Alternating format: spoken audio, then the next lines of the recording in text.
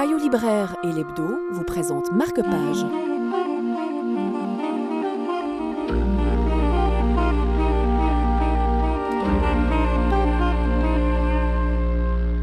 Contre toute attente, Mina et Alice sont devenues des grandes amies. Pourtant, tout semble différencier ces deux adolescentes. Mina est renfermée, triste, pas très bonne élève. Alice, au contraire, est lumineuse, brillante. Elle vient d'une famille riche. Pourtant, leur amitié va révéler que leurs deux destinées ne sont pas si différentes l'une de l'autre.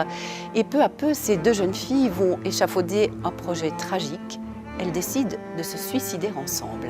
Pourtant, les choses ne vont pas exactement se passer de la manière qu'elles avaient prévu. Le jour où j'ai décidé de vivre est aussi celui où j'ai perdu officiellement toute raison d'exister. Le tout s'est produit un mercredi matin, dans un intervalle d'un centième de seconde, comme une gigantesque claque du destin. Juste avant, je me suis tournée vers Alice.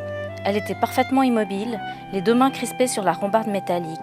Ses cheveux bruns reposaient en queue de cheval sur sa nuque pâle, la nuque que j'ai toujours rêvé d'avoir, dessinée, gracieuse.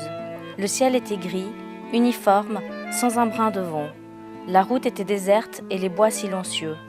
Les rails aussi, qui s'étiraient vers un horizon courbe, le monde semblait figé dans une même attente. Il fallait beaucoup de doigté et de finesse pour saisir l'ambivalence de ces deux jeunes filles. Dans cette période troublée de l'adolescence où tout semble promis et en même temps tout semble refusé, elles ont beaucoup de peine à trouver leur chemin.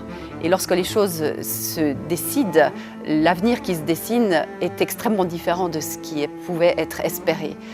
Mais avec beaucoup de talent, Valérie Quantung réussit à capter aussi bien les rêves que les désespoirs et à brosser de cette étape importante de la vie un tableau tout à fait attachant. Payot libraire et l'Hebdo vous ont présenté Marque-Page.